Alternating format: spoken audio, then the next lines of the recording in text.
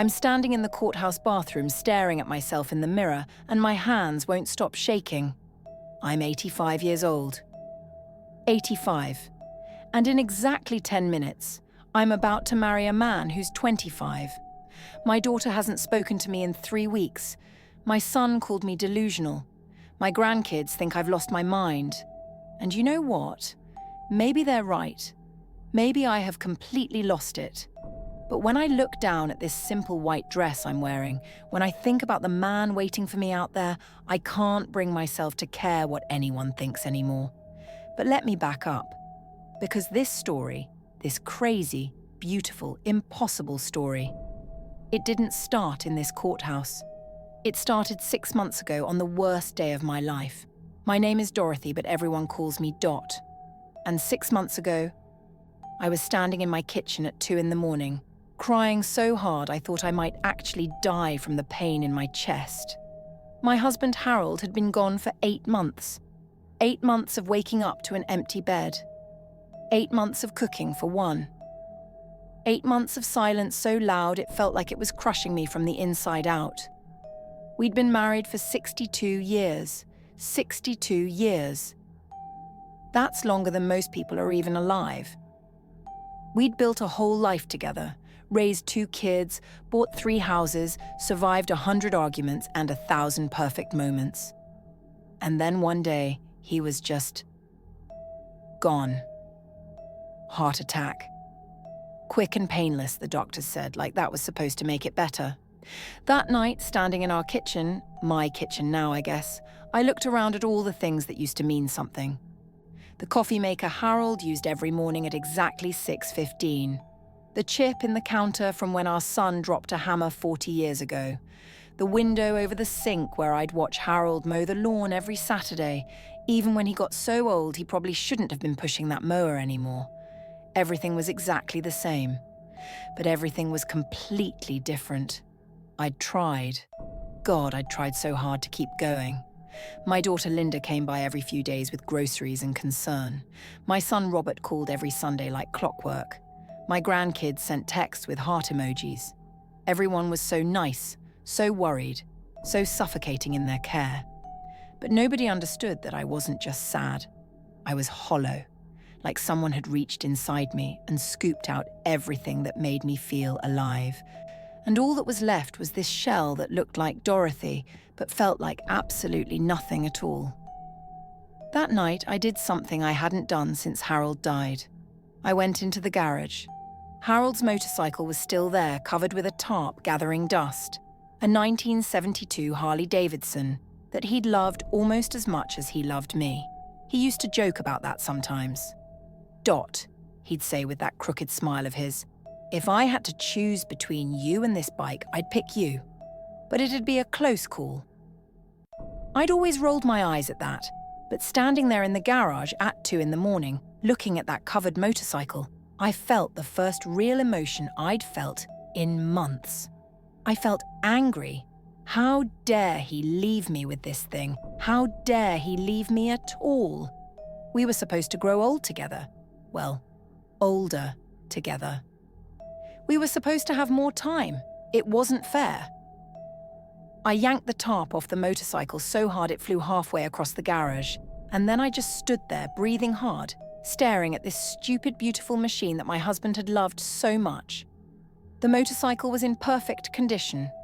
Of course it was. Harold had maintained it like it was a member of the family. The chrome still gleamed. The leather seat was still supple. It looked like it could roar to life any second, except it couldn't, because the only person who knew how to start it, how to ride it, how to make it sing the way Harold used to, that person was gone. I don't know how long I stood there. Long enough that my feet started hurting. Long enough that the anger faded back into that awful hollow feeling. And then I heard it. A motorcycle engine. Coming down our street. At 2:30 in the morning, our neighborhood was quiet. The kind of place where everyone was in bed by 9:30 and mowed their lawns on Saturday mornings and waved at each other from their driveways. Nobody rode motorcycles down our street at 2:30 in the morning. I walked to the garage door and pressed the button to open it, squinting out into the darkness. And that's when I saw him for the first time. He was riding slowly, like he was looking for an address or maybe just enjoying the night air. Even in the dim streetlight, I could see he was young, maybe mid-20s. He had on a leather jacket and jeans, and his motorcycle, some kind of modern sport bike, nothing like Harold's classic Harley, sounded like thunder in the quiet night. He must have seen my garage door opening, seen me standing there, because he slowed down even more, almost stopped, and then he did something that changed everything. He waved at me. Not a big wave, just a small lift of his hand, the kind of wave that says, "Hey, I see you there at 2:30 in the morning in your garage, and I'm not going to ask why, but I hope you're okay." I don't know what came over me. Maybe it was the loneliness. Maybe it was the fact that someone, anyone, had acknowledged my existence at the exact moment I felt most invisible. Maybe I really had lost my mind. But I waved back. He smiled. I could see it even from that distance, and then he revved his engine once and drove away, the sound fading into the night until everything was silent again. I stood there for a long time after he was gone, and for the first time in 8 months, I felt something other than emptiness. I felt curious. The next night, I went back to the garage at the same time. I told myself I was just checking on things, making sure everything was locked up properly. But I left the garage door open, just a little bit. And at 2:32 in the morning, I checked the clock, I heard that motorcycle engine again. This time, when he came down the street, he slowed down even more. And when he got to my house, he actually stopped. We looked at each other for a long moment. Me, an 85-year-old woman in my nightgown, and Harold's old cardigan, standing in a garage lit by a single bulb. Him, a young man on a motorcycle who had absolutely no reason to stop at a stranger's house in the middle of the night. "Nice bike," he called out, nodding toward Harold's Harley. My throat felt tight. It was my husband's. He nodded slowly, like he understood something I hadn't said out loud. "Classic. Is it in good shape?" "I think so. He took care of it. But you don't ride?" It wasn't a question, but I answered anyway. "Never learned." He sat there for another moment, the engine rumbling softly. Then he said, "I'm Jake, by the way. I work night shifts at the hospital. I ride around afterward to clear my head before I go home. I've been coming down this street for a couple weeks now. It's peaceful." "Dorothy," I said. "Everyone calls me Dot. Nice to meet you, Dot." And then he did something that should have been weird, should have been concerning, but somehow wasn't. He said, "I'll be back tomorrow night, same time, if you want to talk or anything. No pressure." Before I could respond, he gave me that small wave again and rode away. I should have closed the garage door and gone to bed and never gone back out there. I should have told my daughter that some strange man on a motorcycle was stopping at my house in the middle of the night. I should have been sensible. But the next night at 2:30, I was standing in my garage again. And when Jake pulled up, I had 2 cups of coffee waiting. That's how it started. This friendship, I guess you'd call it. Every night for a week, Jake would stop by after his shift, and we'd sit in my garage and talk. Just talk. I learned that he was a nursing assistant at County General, that he'd lost his mom to cancer 2 years ago and was still trying to figure out how to exist without her. That he rode his motorcycle in the middle of the night because the silence of the day felt too heavy. But the silence of the night felt like freedom. And he listened, really listened, when I talked about Harold, about how we'd met at a USO dance in 1957, about how he'd proposed to me on a Ferris wheel at the county fair, about how we'd had this long, ordinary, beautiful life together, and now I didn't know how to have any kind of life at all. "It's like everyone expects me to just keep going," I told him one night. And I am going. I'm breathing and eating and sleeping and doing all the things you're supposed to do, but I'm not living. Does that make sense? Jake looked at me with these serious dark eyes. "Yeah," he said quietly. "It makes perfect sense. After my mom died, I went to work, came home, went to work, came home. Just existing. The motorcycle was the only thing that made me feel anything." "So what changed?" He smiled a little. "I'm still figuring that out. But I think maybe we have to give ourselves permission to feel alive again. Even if it feels wrong. Even if other people don't understand. Something about the way he said it made my chest ache. Not the awful hollow ache I'd been living with. Something different. Something that felt almost like hope. On the 8th night, Jake showed up with something different. A helmet. "I was thinking," he said, and there was this nervous energy about him that I hadn't seen before. "That Harley in your garage, it's a crime to let it just sit there." "Jake, I told you, I don't know how to—" "I know, but I do. I could start it up. Check it over. Make sure everything's still running right if you want." I should have said no. It was Harold's bike. Harold's. Letting someone else touch it, start it, ride it. It felt like a betrayal. But then I thought about what Jake had said, about giving myself permission to feel alive again. "Okay," I whispered. Jake's whole face lit up, and 20 minutes later, after checking fluids and connections and a dozen other things I didn't understand, Harold's Harley roared to life in my garage. The sound of it. God, the sound. I'd heard it 1,000 times before, but hearing it now, without Harold, it felt like the past and present were colliding in my chest. Jake revved the engine a few times, listening carefully, then let it idle. He looked over at me and his expression was so gentle. "It sounds perfect," he said over the rumble. "He took really good care of it." I couldn't speak. I just nodded. And then Jake said something that made my heart stop. "Want to go for a ride?" "I can't," I said automatically. "I'm 85 years old. I'm in my nightgown. I've never been on a motorcycle in my life." "So?" Jake said, and he was grinning now. "It's 2 a.m. Nobody's going to see you in your nightgown. And yeah, you're 85, but you're also standing here, breathing, alive. When was the last time you did something that scared you?" My hands were shaking again, just like they would 6 months later in that courthouse bathroom, but this was a different kind of shaking. This was possibility. "I don't have a helmet," I said weakly. Jake held up the extra helmet he'd brought. "Now you do." And before I could talk myself out of it, before I could think about what my daughter would say or what my neighbors would think, or how absolutely insane this was, I took the helmet. Jake helped me put it on, showing me how to fasten it properly. Then he got on the bike and patted the seat behind him. "Hold on to me," he said. "Not too tight, but tight enough that you feel secure.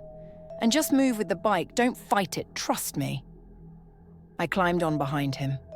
Awkwardly, slowly, like the 85-year-old woman I was. My heart was pounding so hard I thought it might burst right out of my chest. "Ready?" Jake called back to me. No, I wasn't ready. I would never be ready for this. "Yes," I said, and then we were moving. The world blurred around us as Jake guided the Harley down my driveway and onto the street. The wind hit my face, cold and sharp and so alive it made my eyes water. Or maybe that was tears. I couldn't tell. We rode through my neighborhood, past houses where everyone was sleeping. Past familiar streets that looked completely different at 2 a.m, past the park where I used to take my kids, past the grocery store where I'd shopped for 60 years. Everything looked the same. Everything looked completely different. And somewhere between my house and wherever we were going, something inside me cracked open. Not broke. Opened. Like a door I'd thought was sealed forever had suddenly swung wide, letting in light and air and feeling. I held on to Jake, this young man I barely knew, this stranger who'd stopped at my house in the middle of the night and somehow seen exactly what I needed. And I started to laugh. Not a polite little chuckle. A real laugh. The kind that comes from somewhere deep and honest and true. Jake must have felt it because he laughed too, and he opened up the throttle a little more, and we flew through the darkness together.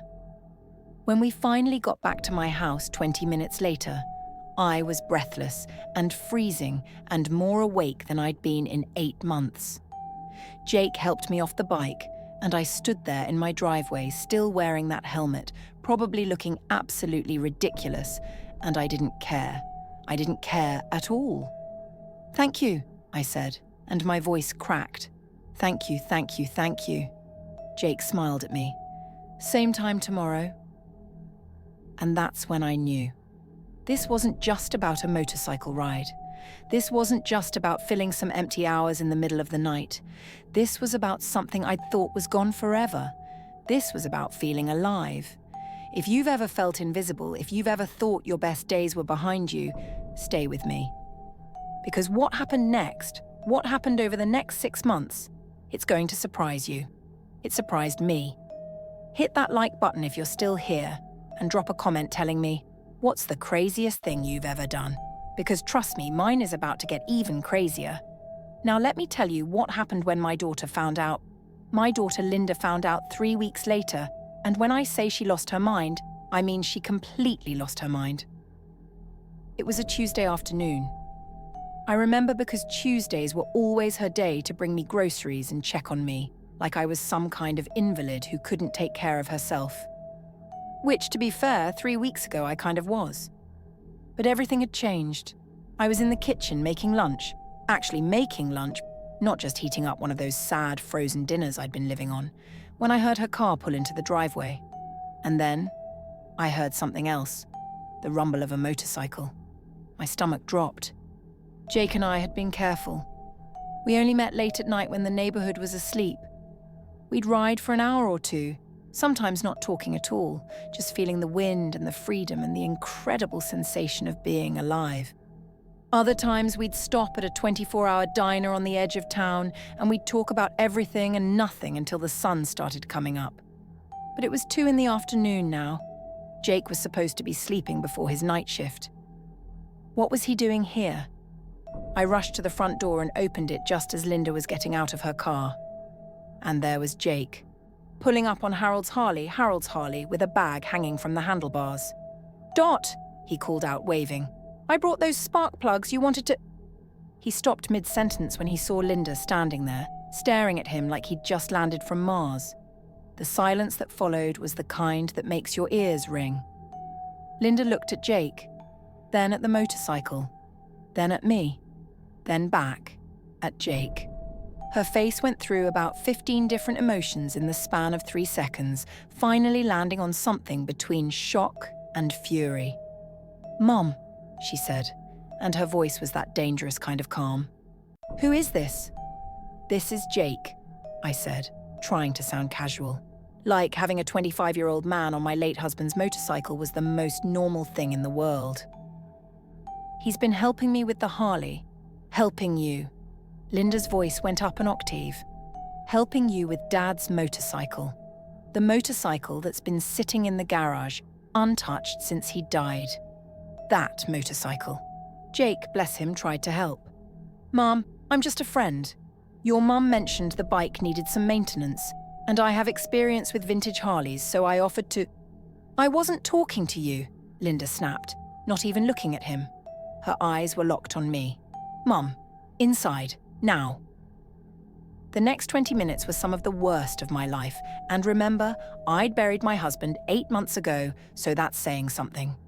Linda followed me into the kitchen, and the second the door closed behind us, she exploded. "Have you lost your mind?" she shouted. "There's a stranger, a child, riding Dad's motorcycle. How did this even happen? How long has this been going on? Does Robert know? Do the grandkids know? Oh my God, what would Dad say if he could see this?" Each question hit me like a slap. But it was that last one, what would Harold say, that made something inside me snap. "You want to know what your father would say?" I shot back, and my voice was shaking but strong. He'd say good.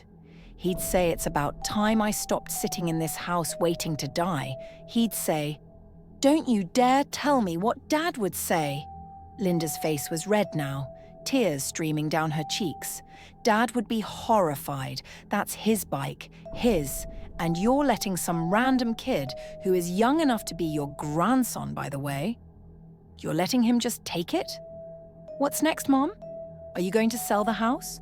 Throw away all of Dad's things? Erase him completely? "That's not what this is about," I said, but my voice cracked. Then what is it about? Linda demanded. Because from where I'm standing, it looks like you're having some kind of breakdown. You're acting like a teenager instead of an 85-year-old widow. This isn't normal, Mum. This isn't okay.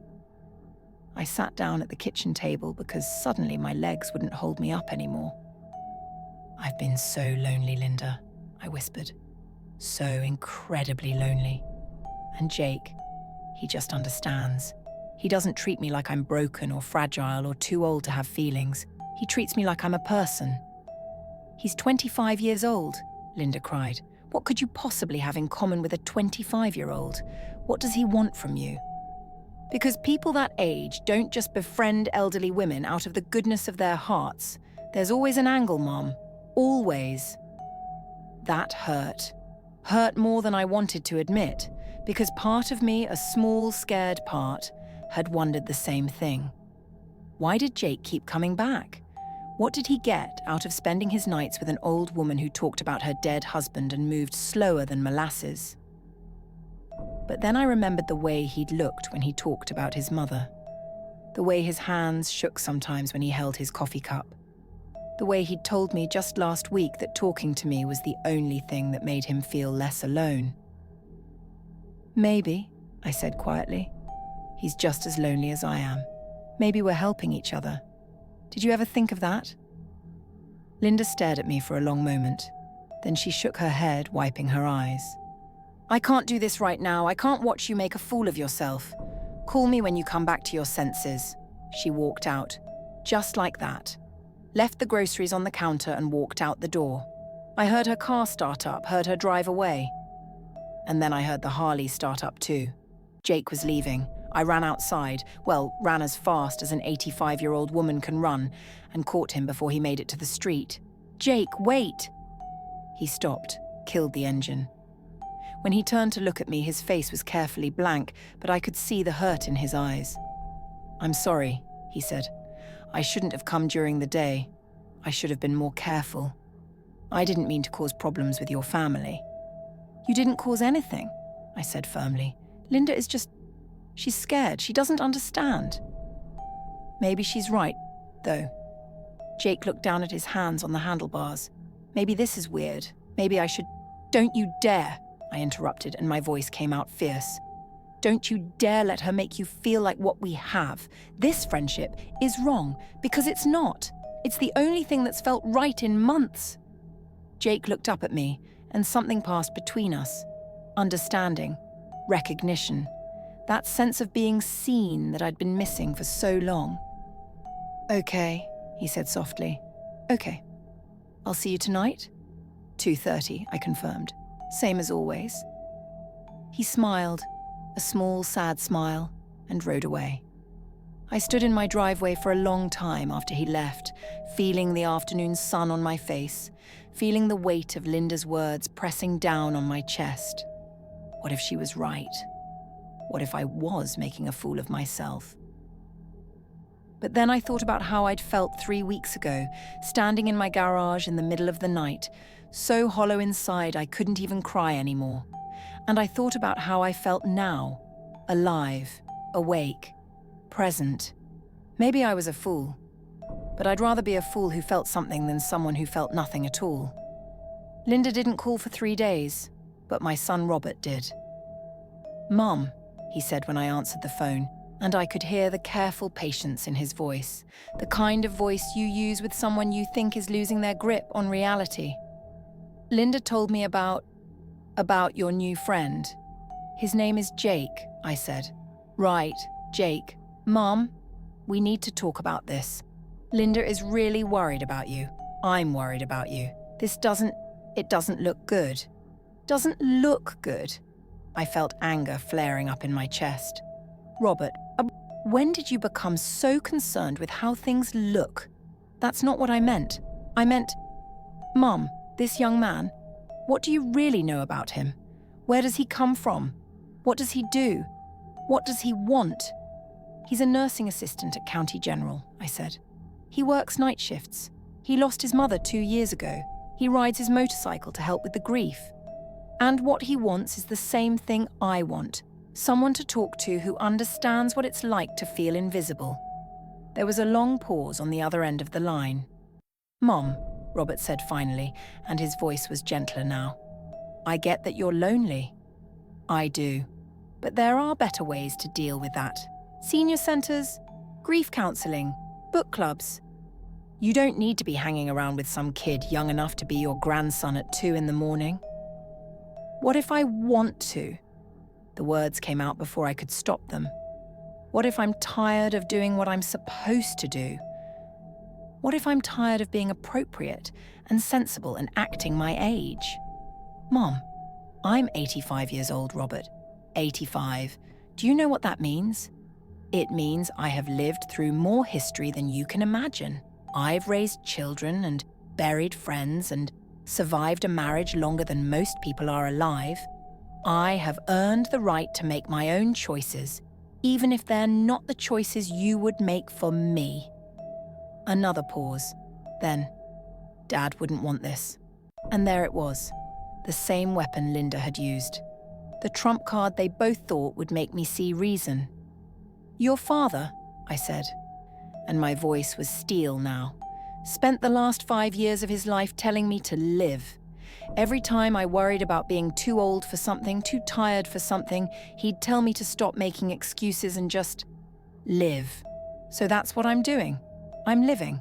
And I'm sorry if that makes you uncomfortable, but I'm not going to apologize for it." I hung up before he could respond. My hands were shaking, my heart was racing, but I felt powerful. That night, when Jake showed up at 2:30, I was already in the garage waiting for him. I'd made coffee. I'd put on actual clothes instead of my nightgown, jeans and a sweater. I'd even put on makeup for the first time in months. When Jake saw me, his eyebrows went up. "Wow, you look... wow." "I had a fight with my son today," I said. Told him I wasn't going to apologize for living my life. Jake grinned. How'd that feel? Terrifying. Amazing. Both at the same time. We sat there in the garage for a while, drinking our coffee, not saying much. Finally, Jake spoke. "My mum would have liked you," he said quietly. "She was a lot like you, actually. Strong, stubborn. Refused to let anyone tell her what she could or couldn't do, even when she was sick." "Tell me about her," I said. And he did. He told me about a woman named Patricia who'd raised him alone after his father left when Jake was 3. Who'd worked 2 jobs to put him through school. Who'd fought cancer for 3 years with more courage than anyone he'd ever known.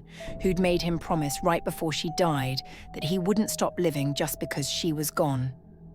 "I broke that promise," Jake said, and his voice was thick with emotion. "For 2 years I broke it. I went through the motions, existed but didn't live, until I met you." My throat felt tight. "Jake, I know what Linda thinks," he continued. "I know what your son thinks. I know what everyone thinks, that I'm taking advantage of you somehow, that I must want something.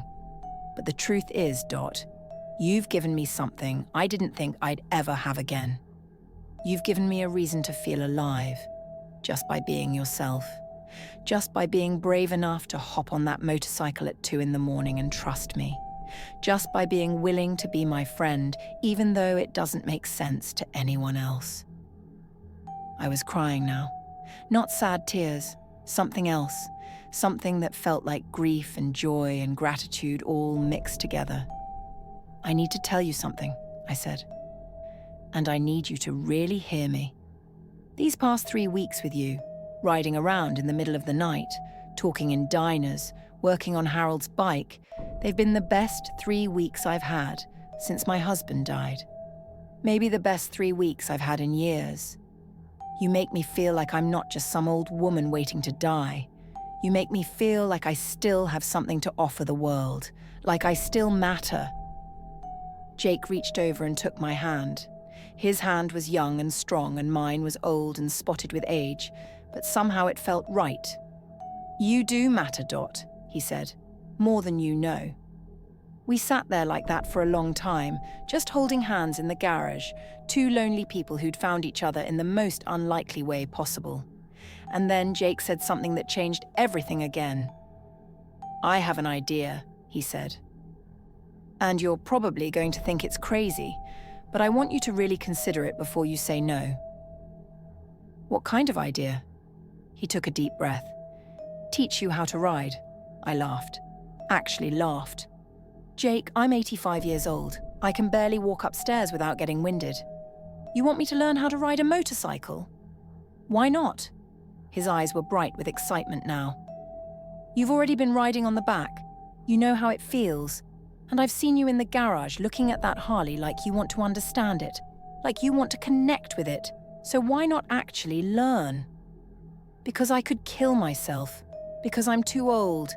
Because it's insane." "So is becoming friends with a stranger who shows up at your house at 2 in the morning, Jake pointed out. So is going on motorcycle rides in your nightgown. So is standing up to your kids and telling them you're going to live your life the way you want to. You've already done a dozen insane things. What's one more?" I stared at him. At this young man who saw possibilities where everyone else saw limitations. Who saw a person where everyone else saw just an old woman. "What would it involve?" I heard myself ask. Jake's whole face lit up. "We start small, just sitting on the bike, getting comfortable with the controls. Then we practice in your driveway. Then maybe the parking lot at the hospital at night when it's empty. Baby steps, no pressure. The second you want to stop, we stop. And if I fall, if I hurt myself, then we deal with it. But Dot, you're already falling. You've been falling for 8 months ever since Harold died. At least this way, you'd be falling while trying to fly." God, how could I argue with that? "Okay," I whispered. "Let's do it." We started that very night. Jake walked me through every part of the motorcycle, explaining what each thing did, why it mattered, how it all worked together. He was patient and thorough, never making me feel stupid for asking questions, never rushing me. "This is the clutch," he said, guiding my hand to the left handlebar. "You pull this in when you want to shift gears, and this is the front brake. The back brake is down here by your foot. You want to use them together for smooth stopping." We practiced for an hour, just sitting on the bike in the garage, me pulling in the clutch, releasing it, feeling how the bike wanted to move. Jake stood beside me the whole time, his hand on the handlebar, steadying both me and the motorcycle. "You're a natural," he said when we finally stopped. "You're a liar," I replied, but I was smiling. "But thank you." Over the next 2 weeks, we practiced every night. Sometimes just for 20 minutes, sometimes for an hour. Jake never pushed me, never made me feel like I wasn't progressing fast enough. He just showed up every night with patience and encouragement and absolute faith that I could do this. And slowly, so slowly, I started to believe it too. We graduated from the garage to the driveway, then from the driveway to my quiet street at 3 in the morning when absolutely nobody was awake. Jake would walk beside me as I putted along at 5 miles an hour, coaching me through the gears, reminding me to breathe, celebrating every tiny victory. "You're doing it!" he'd shout. "Dot, you're riding!" And I was. I was actually riding Harold's motorcycle. At 85 years old, I was learning something completely new, something I'd never imagined I could do. The night I made it all the way around the block by myself, Jake following behind on his bike, I cried so hard I had to pull over. He stopped beside me, looking concerned. "Are you okay? Did something happen?" "I did it," I sobbed. "Jake, I did it. I rode a motorcycle around the block. At 85 years old." He was crying too now, laughing and crying at the same time. "You sure did. You're officially a biker now, Dot." A biker. Me, Dorothy Henderson, who'd spent 62 years being someone's wife, someone's mother, someone's grandmother, who'd thought her identity died with Harold. I wasn't just Dorothy anymore. I wasn't just Dot. I was a biker. And that's when Linda showed up again. It was 4 in the morning. Jake and I had just gotten back from a longer ride. I'd made it to the grocery store and back, which was over 2 miles. We were in the garage, both of us grinning like idiots, high on accomplishment and adrenaline. And then the garage door opened from inside the house, and there was Linda. She was in her pajamas. Her hair was a mess. And her face, oh God, her face was a mixture of fury and hurt and something that looked almost like betrayal. "What?"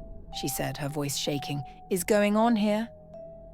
I felt like I'd been caught doing something shameful, which was ridiculous. I was an adult. An 85-year-old adult who could make her own choices. But Linda was looking at me like I'd stabbed her in the heart. "I've been calling you for an hour," she said. "An hour, Mum." I was worried sick. "I finally drove over here and you're not in your bed. You're not in the house. Your bed hasn't even been slept in. And I come out here and you're..." She looked at Jake, then back at me. "What are you doing?" "I'm learning to ride," I said quietly. Linda's mouth fell open. You're what?" "She's doing great," Jake offered. "Tonight she made it all the way to..." "I don't care," Linda snapped. "I don't care where she made it to. This is insane. Mom, you could kill yourself. Do you understand that? You could fall and break every bone in your body. You could have a heart attack. You could..." Her voice broke. "You could die." "I'm going to die anyway, Linda," I said, and the words came out harsher than I meant them to. That's what happens when you're 85. You die. But the question is, do I die having spent my last years sitting in that house, feeling sorry for myself? Or do I die having lived?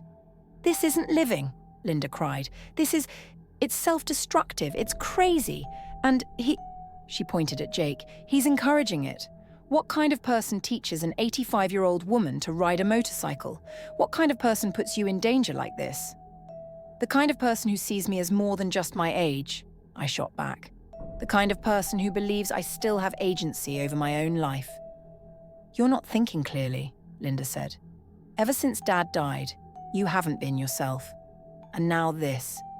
This boy is taking advantage of your grief, and you can't even see it." Jake stepped forward then, and his voice was calm but firm.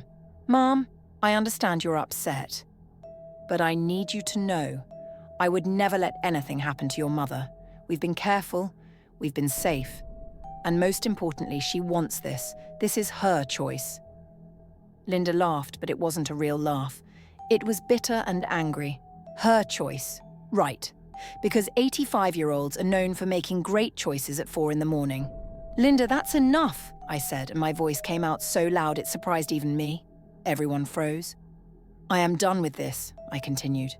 And I could feel something building inside me. Not anger exactly, but something bigger. "I am done with you treating me like I'm incompetent. I am done with you acting like I need your permission to live my life.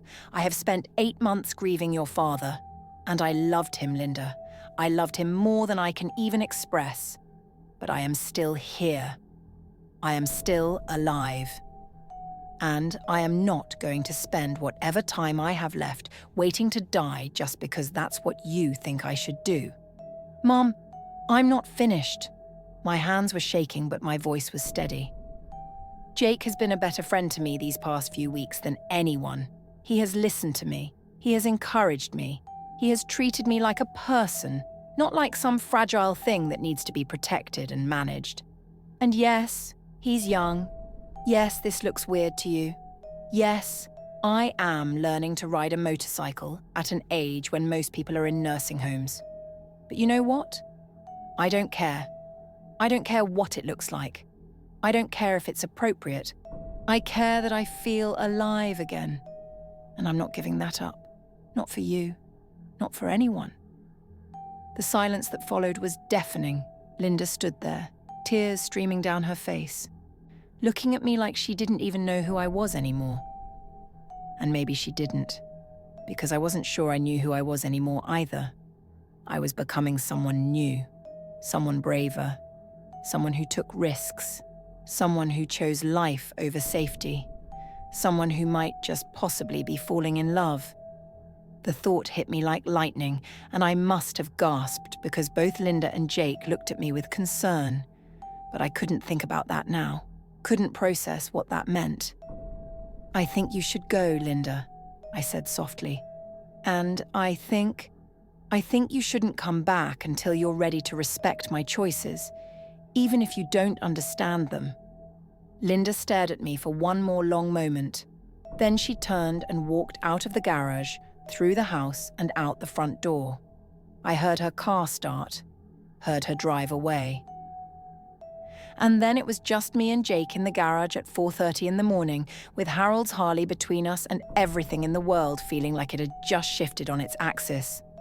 "Dot," Jake said carefully, "are you okay?" I looked at him, really looked at him, at his kind eyes and his gentle smile, and the way he'd stood up for me against my own daughter. And I realized something that should have terrified me, but instead felt like the most natural thing in the world. I was falling in love with him, this 25-year-old man who'd shown up at my house in the middle of the night and changed everything. It was impossible. It was inappropriate. It was absolutely, completely crazy. But it was also true. "Jake," I said, and my voice was shaking now, "I need to tell you something." That moment, that impossible, beautiful, terrifying moment, it changed everything. Again. If you're still watching this, if you're on this journey with me, please hit that subscribe button. Because what I'm about to tell you next, it's the thing that made my family think I'd completely lost my mind. It's the thing that had people in my neighborhood talking for months. Drop a comment and tell me, have you ever felt something you knew was wrong but also felt completely right? Because I was about to make the most insane decision of my entire 85 years.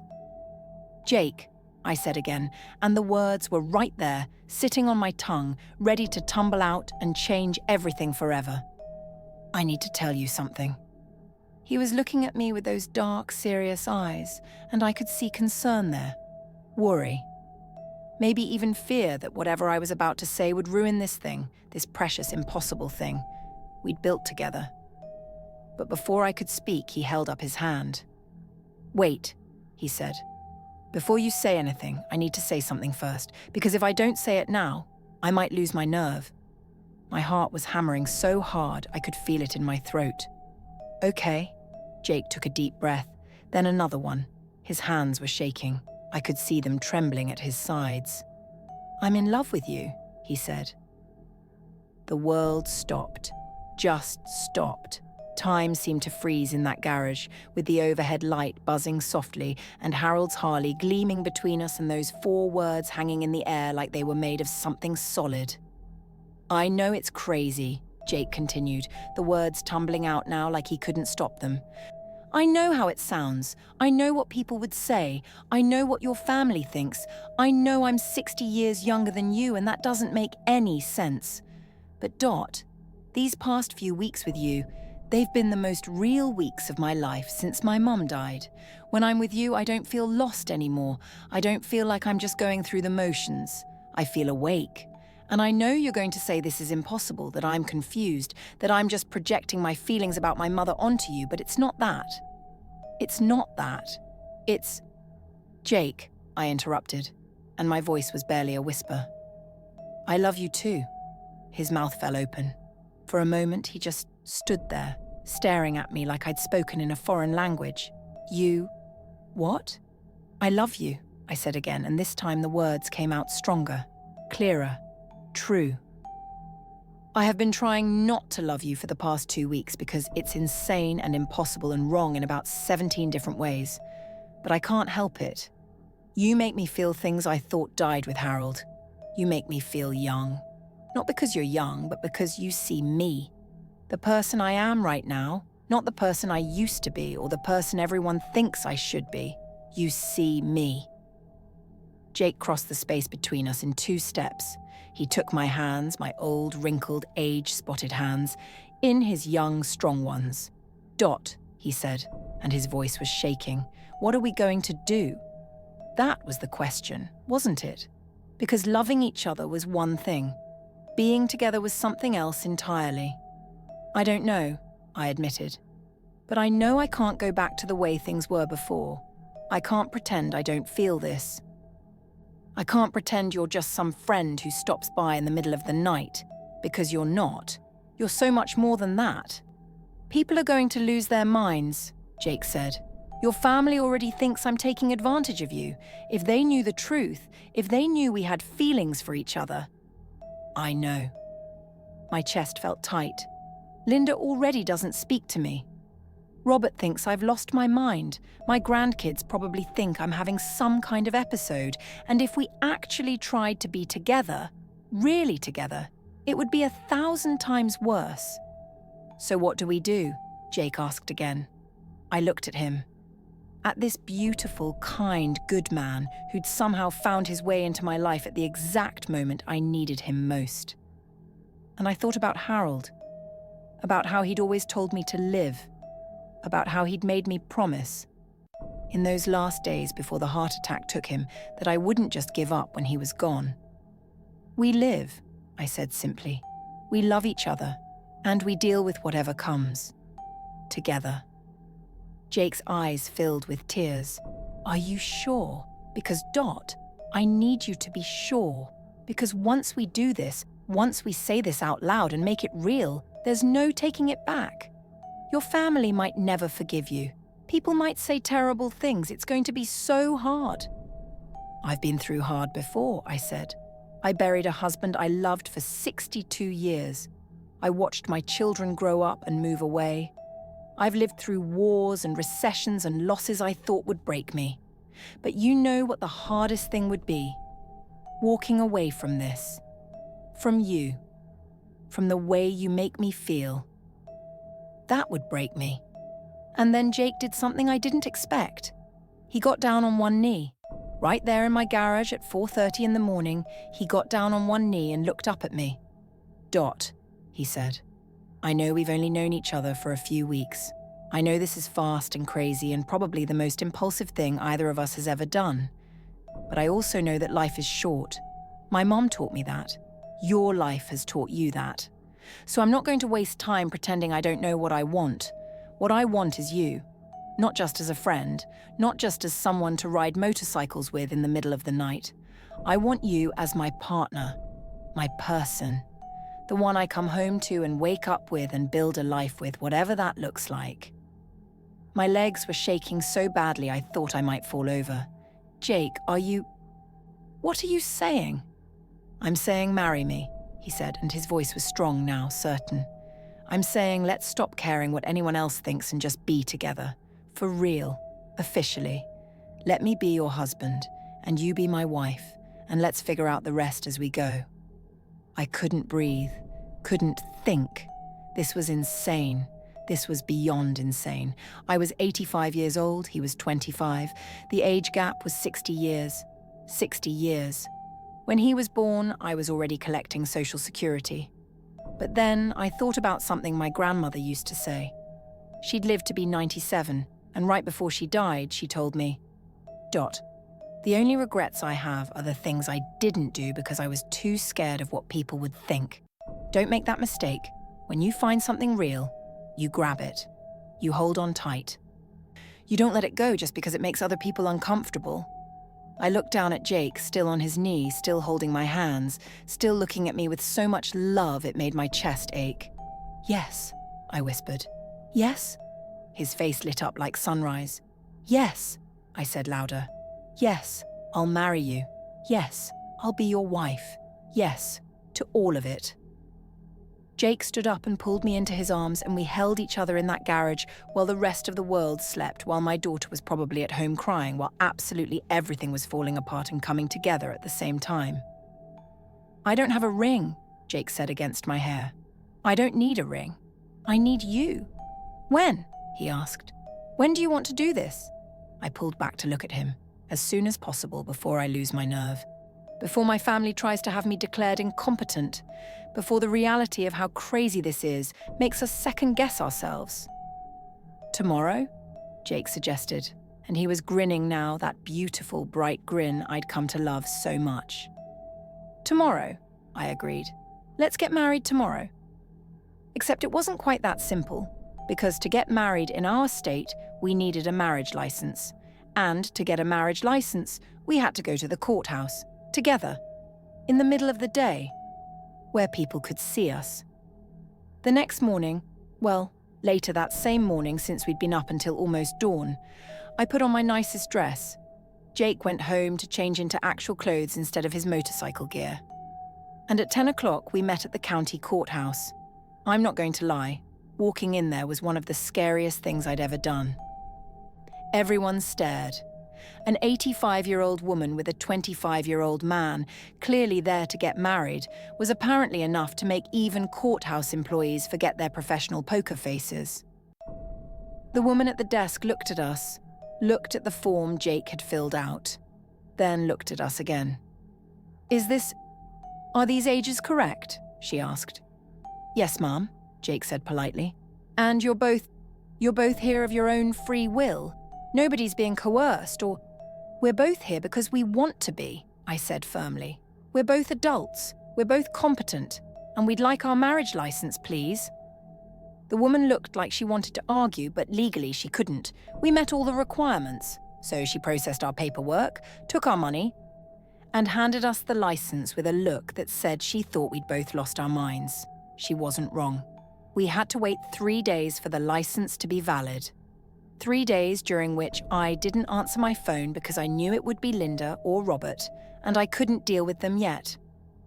3 days during which Jake and I made plans, where we'd live, my house, which was paid off, how we'd handle finances, separately to keep things simple. What we'd tell people, the truth, as scary as that was. And 3 days during which I battled with myself constantly. Part of me was elated, excited, felt like a teenager in love for the first time, but another part, a loud, insistent part, kept whispering, "What are you doing? This is wrong. This is selfish. What about your family? What about Harold's memory?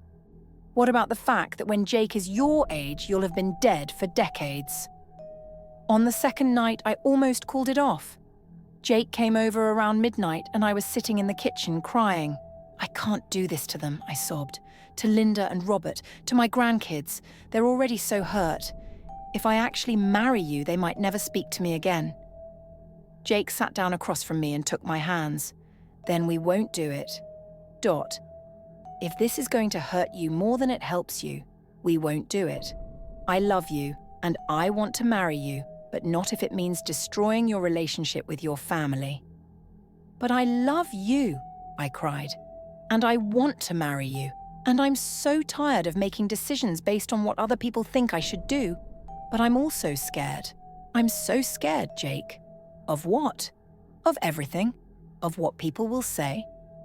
Of what this means for you. You're so young, you could have anyone. Why would you tie yourself to an 85-year-old woman? Of dying and leaving you alone. Of my family hating me. Of making the wrong choice. Of making the right choice.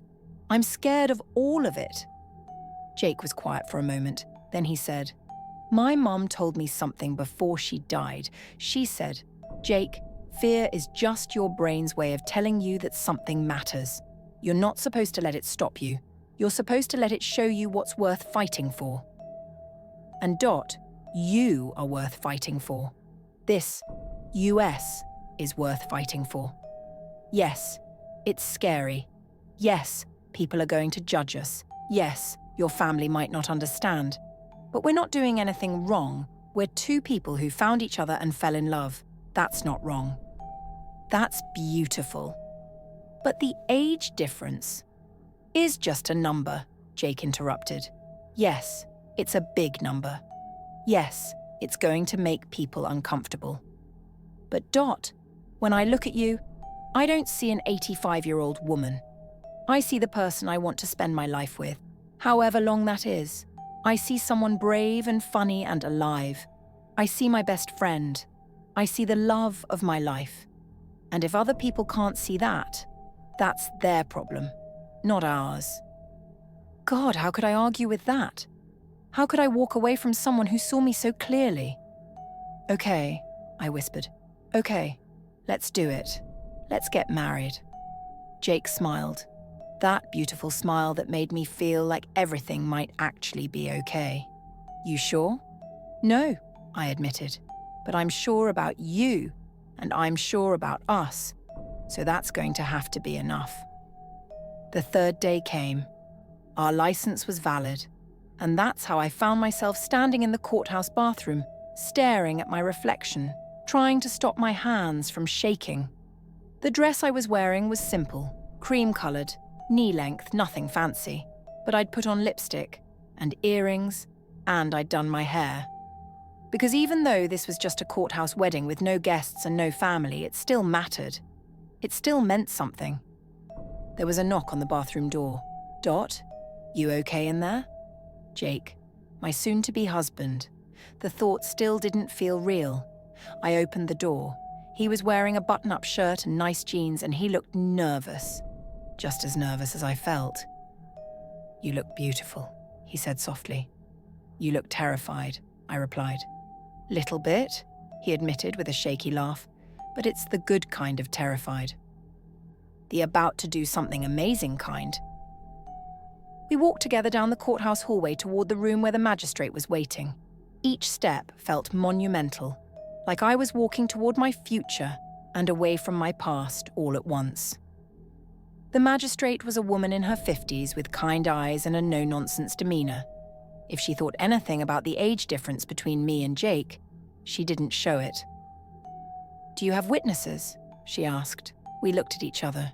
In all the planning and fear and excitement, we'd forgotten about witnesses. No, Jake said. We didn't think about that. The magistrate sighed. We need 2 witnesses. I can ask some courthouse employees, but no need, a voice said from the doorway. We're here. I turned around and my heart stopped. Linda was standing there, and next to her was Robert. Both of them looked like they'd been crying. Both of them looked exhausted. But they were there. Linda, I breathed. Robert, what are you? We're here to witness your wedding, Linda said, and her voice was shaking. If you'll have us. I couldn't speak, could barely breathe. All I could do was stare at my children, my beautiful, complicated, frustrated children, who'd shown up even though they didn't understand, even though they thought I was making the biggest mistake of my life. Why? I finally managed to ask. Robert stepped forward. Because you're our mother. And because maybe you're right. Maybe we have been treating you like you're not capable of making your own decisions. Maybe we've been so busy trying to protect you that we forgot you're still a person with your own wants and needs and... He swallowed hard. And your own right to be happy, even if we don't understand how. I'm still not okay with this, Linda added, and tears were streaming down her face now. I'm not okay with it. I think you're making a huge mistake. I think this is going to end badly. I think... Her voice broke. I think I'm going to lose you, either because this goes wrong or because you're so much older than him and you don't have much time left. And I'm not ready for that. I'm not ready to lose you, Mom. Oh, this whole time, I'd thought Linda was just being controlling, just being judgmental. But this wasn't about control. This was about fear. She was terrified of losing me. And watching me do something this risky, this unusual, this dangerous, it made that fear feel even more real. I crossed the room and pulled Linda into my arms. She resisted for a second, then collapsed against me, sobbing. Baby girl, I whispered into her hair, using the nickname I hadn't used since she was little. I know you're scared. I'm scared too. But I promise you, this isn't about leaving you. This isn't about choosing Jake over you. This is about choosing to live for whatever time I have left. Can you understand that? Linda pulled back, wiping her eyes. I'm trying. I'm really trying, Mom. That's why we're here. That's why Robert and I talked for 3 hours last night and decided that even if we don't agree with this, we love you. And if this is what you want, then we want to be here for it. Even though you think I'm crazy? Especially because we think you're crazy, Robert said with a watery smile. Because if you're going to do something this insane, you should at least have family here to witness it. I turned to Jake, who was standing there with tears running down his face. Is it okay if they stay? If they're our witnesses? Dot, he said, his voice thick with emotion. Of course it's okay. They're your family. Our family. The magistrate cleared her throat. If everyone's ready, we should begin. We all took our positions. Jake and I stood facing each other. Linda and Robert stood to the side, holding hands, still looking like they couldn't quite believe this was happening. And then the magistrate began to speak. Marriage is a commitment between two people who choose to face life together, she said. It's a promise to support each other through joy and sorrow, through easy times and difficult times, through all the surprises life brings. Jake and Dorothy. You've chosen to make this commitment today in front of witnesses who love you, and I want to ask you both. Are you sure this is what you want? Yes, Jake said without hesitation. Yes, I said, my voice strong and clear. Jake, the magistrate continued, do you take Dorothy to be your lawfully wedded wife? Do you promise to love her, honor her, support her, and cherish her for as long as you both shall live? Jake looked at me, and his eyes were so full of love it took my breath away. I do. With everything I am, I do. And Dorothy, do you take Jake to be your lawfully wedded husband? Do you promise to love him, honor him, support him, and cherish him for as long as you both shall live?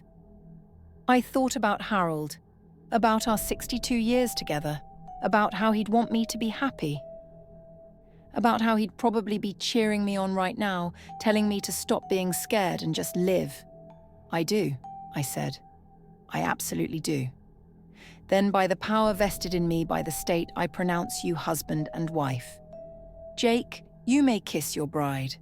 Jake leaned down. He had to lean down because even at 85, I'm only 5'2", and kissed me gently, softly, like I was something precious and fragile and infinitely valuable.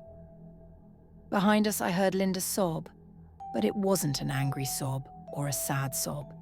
It was something else, something that sounded almost like acceptance. When Jake and I pulled apart, we were both crying and laughing at the same time. We were married. We'd actually done it. We'd taken this insane, impossible, beautiful leap of faith. Congratulations, the magistrate said with a genuine smile. I've been doing this job for 20 years, and I have to say, this is the most interesting wedding I've ever performed. I hope you two are very happy together. We will be, Jake said, and he squeezed my hand. We really will be. After we signed the paperwork and the magistrate left, the four of us stood in that courthouse room in silence. It was awkward, monumental, full of things that needed to be said, but nobody knew how to start. Finally, Robert spoke. So, I guess we should talk about logistics. Logistics, I repeated. Well, yeah, you're married now. That means Jake is going to be living in Dad's house, sleeping in Dad's bed, using Dad's things, riding Dad's motorcycle, which I guess you already are, he said, looking at Jake. And we need to figure out how to be okay with that. I don't expect you to be okay with it, Jake said quietly. I know this is hard for you. I know I can never replace your father, and I would never try to. But I love your mother, and I'm going to take care of her. I'm going to make her happy. That's all I can promise you. Linda wiped her eyes. How long are you going to stay? I mean, when Mom, she couldn't finish the sentence. When I die, I finished for her. It's okay, Linda. You can say it. I'm 85. It's going to happen sooner rather than later. Don't say that, Linda whispered. It's true, I said gently. And you need to hear this, both of you. When I die, whether that's tomorrow or 5 years from now, Jake is going to be my husband. That means he gets to make decisions if I can't. That means he inherits my estate. That means he's family.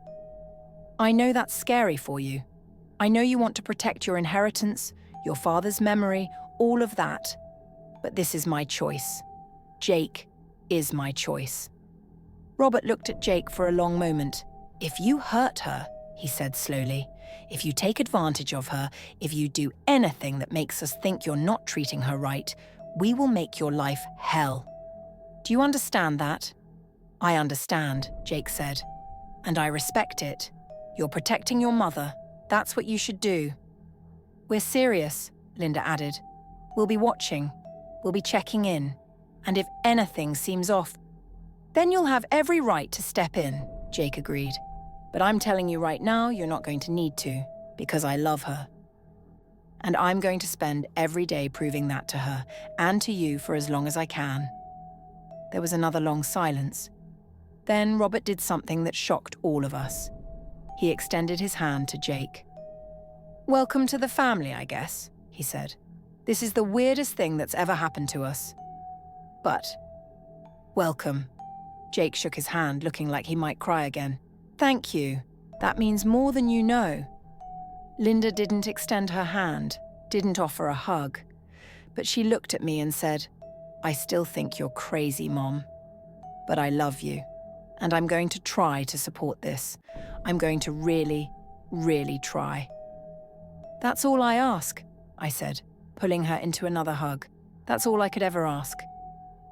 Jake and I left the courthouse as husband and wife. We rode home on Harold's Harley, me on the back holding on to my new husband, feeling the wind in my face and the sun on my skin and the absolute impossibility and rightness of it all. When we got home, there was a moment of awkwardness, because now Jake was going to stay, not just visit in the middle of the night, stay, as my husband, in the house I'd shared with Harold for 40 years. Is this weird? Jake asked as we stood in the entryway. It feels weird. It's so weird, I admitted, but good weird, I think. We spent the rest of the day just being together, being married, being this new thing we'd become. Jake brought over his clothes and his few belongings. He didn't have much, had been living in a tiny apartment with hand-me-down furniture. We cleared out some closet space, put his toothbrush next to mine in the bathroom, made room for him in my life, our life, in all these small, practical ways. That night we lay in bed together, in the bed I'd shared with Harold for so many years, and talked until almost dawn. Are you happy? Jake asked. Terrified, I said honestly. But yes, also happy. It's possible to be both at the same time, apparently. I'm terrified too, he admitted. I keep thinking about what people are going to say when they find out, about what's going to happen when word gets around that I married someone 60 years older than me. People are going to think I'm after your money. I don't have much money, I pointed out. They don't know that. They're going to think the worst. They're going to say terrible things about both of us. Probably, I agreed. Are you ready for that? Jake turned to face me in the darkness. I'm ready for anything as long as I'm with you. That's the truth, Dot. You're worth whatever comes. And lying there in the dark with my new husband beside me and my whole life feeling like it had been turned upside down and right side up all at once, I realized something. I'd spent 62 years being Harold's wife, being a good wife, a supportive wife, a wife who put everyone else first. And I'd loved that life. I'd loved him. I wouldn't change any of it. But now I had a chance to be something else, to be Jake's wife, to be a wife who took risks and broke rules and chose happiness even when it looked crazy from the outside. I had a chance to write a whole new chapter of my story. At 85 years old, when most people think the story is basically over, I was starting something completely new. Over the next few weeks, word spread. You can't keep something like an 85-year-old woman marrying a 25-year-old man quiet in a small community. People talked. Oh boy, did they talk. At the grocery store, people stared. At church, which I'd been attending for 40 years, people whispered. My neighbours suddenly found reasons to stop by, ostensibly to check on me, but really to get a look at my young husband and judge for themselves what kind of situation this was. Some people were kind, awkwardly, confusedly kind, but kind nonetheless. They'd say things like, well, as long as you're happy, with this tone that suggested they thought I definitely wasn't happy but were too polite to say so. Others were cruel. They said things to my face that I never thought people would say. Gold digger, predator, disgusting. One woman at the grocery store, someone I'd known for 30 years, told me I should be ashamed of myself, that I was disgracing Harold's memory, that I was making a fool of myself. I cried about that one when I got home. Jake held me while I sobbed, and he didn't say anything about how we could fix it or make it better. He just held me and let me feel what I needed to feel. But you know what? For every cruel comment, there was also something beautiful. One of my neighbours, Mrs. Patterson, who'd been widowed for 15 years, stopped by with a pie. "I think what you're doing is brave," she said quietly. "I wish I'd been brave enough to find happiness again instead of just waiting."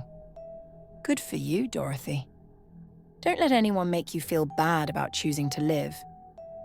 A young woman at the coffee shop, someone I didn't even know, stopped me and said, "I saw you and your husband riding motorcycles the other day. It gave me hope. Hope that life doesn't end just because you get older. Thank you for that." And then there were Linda and Robert. They kept their word. They checked in regularly. They were still uncomfortable, I could see that, but they were trying. Linda came for dinner once a week. Robert called every few days. They were making an effort to accept this new reality, even though it went against everything they thought they knew about how life should work. One night, about a month after the wedding, Linda and I were doing dishes together while Jake and Robert watched a baseball game in the living room.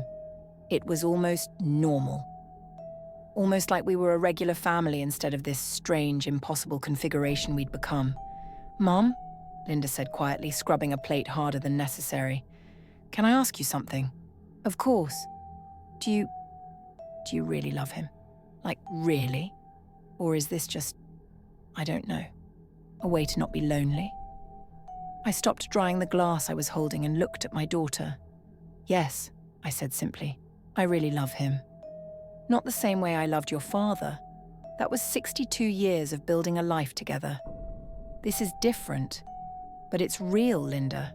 It's not about filling a void or avoiding loneliness. It's about finding someone who sees me and values me and makes me want to be alive.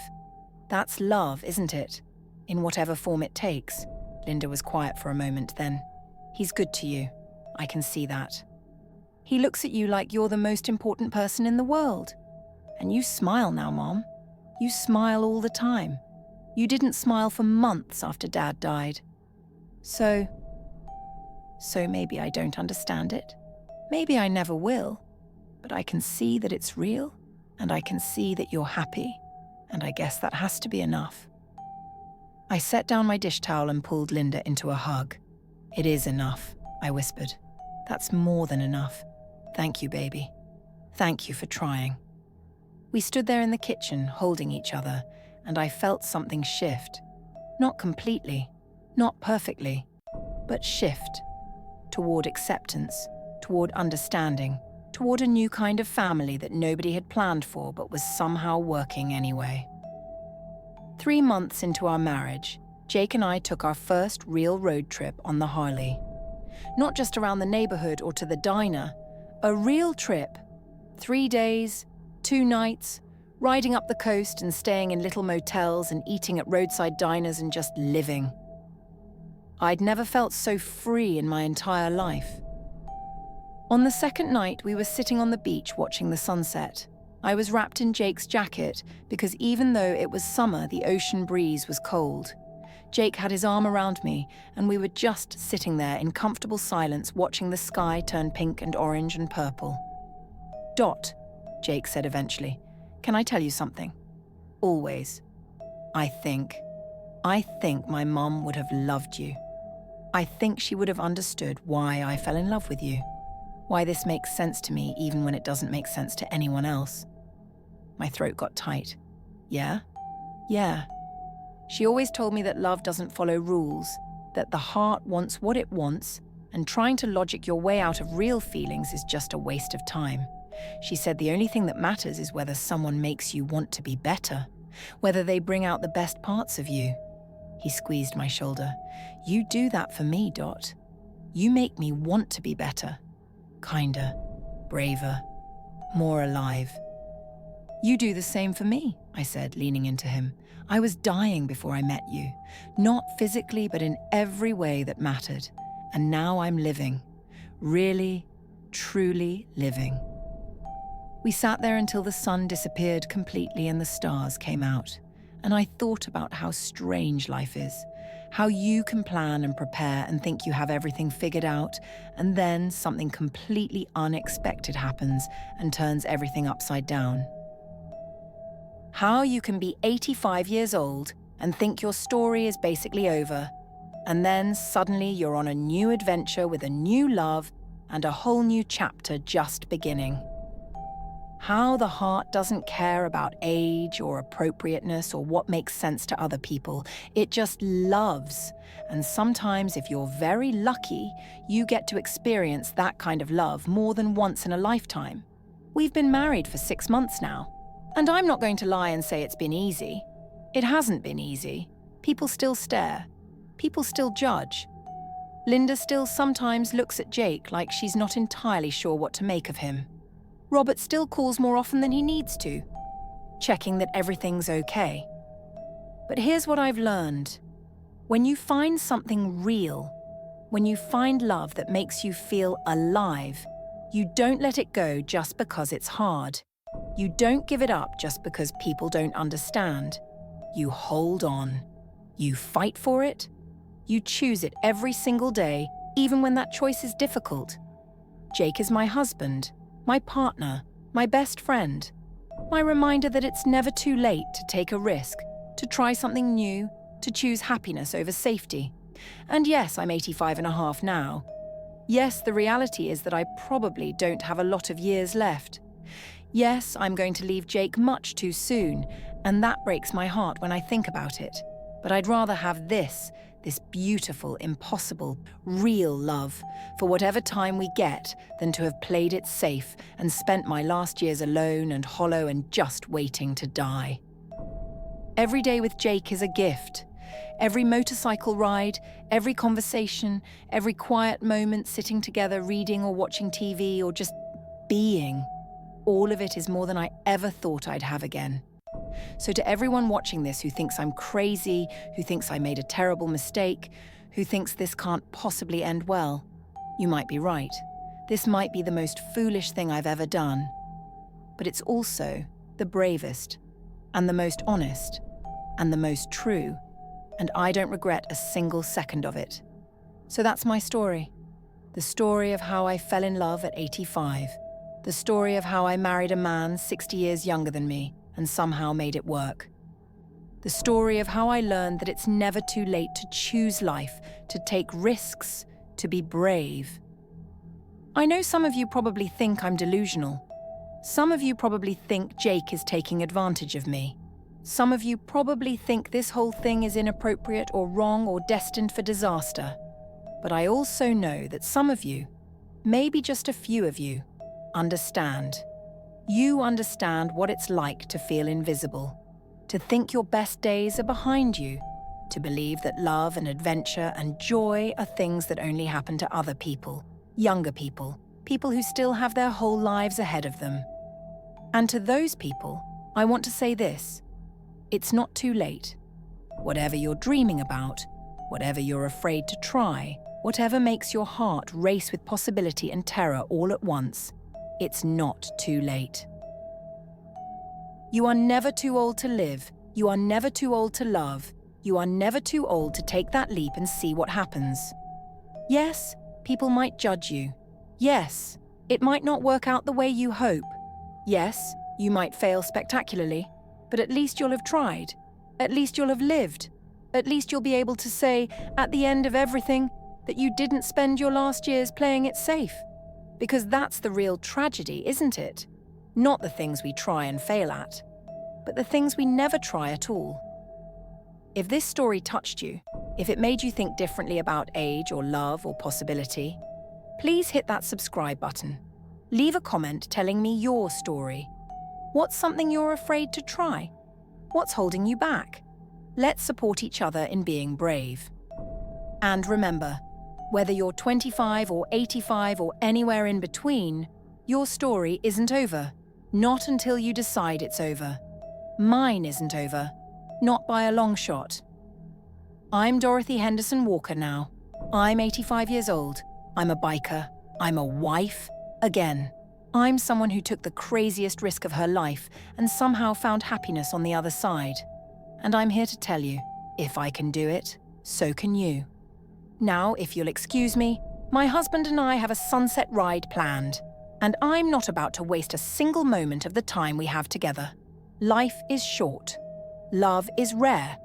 Bravery is a choice. Choose wisely. Choose boldly. Choose life. Thank you for going on this journey with me. I hope it inspired you even half as much as living it has inspired me. Now go. Go be brave. Go live.